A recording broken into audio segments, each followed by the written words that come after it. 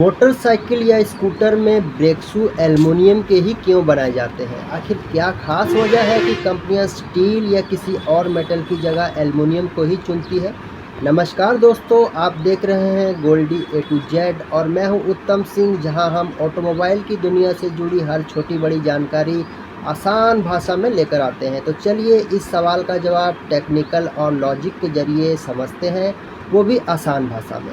सबसे पहले समझते हैं ब्रेक शू होता क्या है और इसका क्या काम होता है।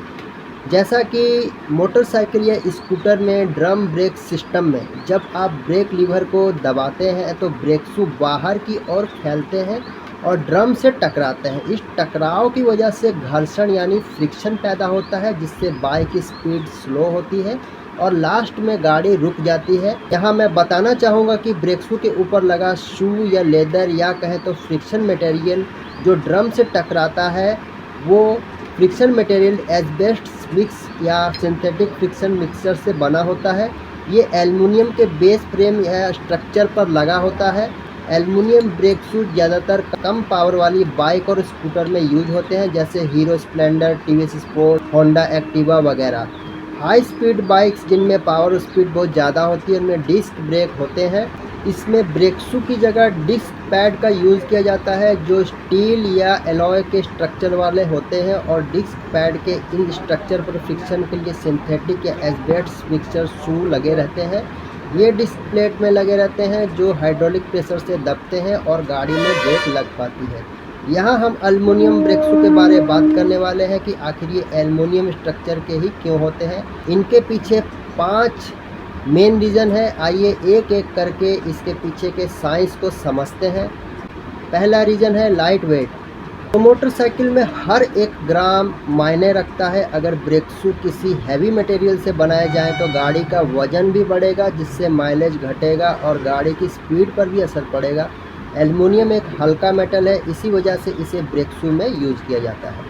दूसरी वजह है थर्मल कंडक्टिविटी या हीट एब्जर्व कैपेसिटी। इससे गर्मी को फैलने से रोका जाता है। जब गाड़ी में ब्रेक लगते हैं तो ब्रेक ड्रम और ब्रेक शू में फ्रिक्शन होता है, जिससे गाड़ी की स्पीड कम हो जाती है।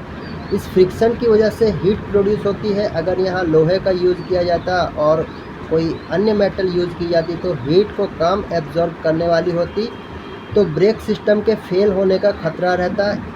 एल्युमिनियम जो कि हल्की होने के साथ साथ ज़्यादा हीट को एब्जॉर्ब कर सकती है और बहुत जल्दी ये ठंडी भी हो जाती है। इस कारण ब्रेक शू एल्युमिनियम के बेस स्ट्रक्चर मेटल के बने होते हैं। तीसरी वजह ये है कि ये एंटी रस्टेबल मेटल, यानी इनमें जंग नहीं लगता, क्योंकि ब्रेक शू को पानी, कीचड़, धूल मिट्टी का सामना करना पड़ता है। इन पर यदि जंग लग जाए तो इनके ऊपर चिपके लेदर जंग की वजह से उखड़ सकते हैं। एल्युमिनियम के बेस वाले ब्रेक शू लंबे समय तक टिकाऊ बने रहते हैं। चौथी वजह है मॉडलिंग एंड शेपिंग, यानी इनको ढालने में आसानी होना। सटीक आकार में यानी मनचाहे आकार में से ढाला और काटा जा सकता है, और वो भी बड़ी आसानी से।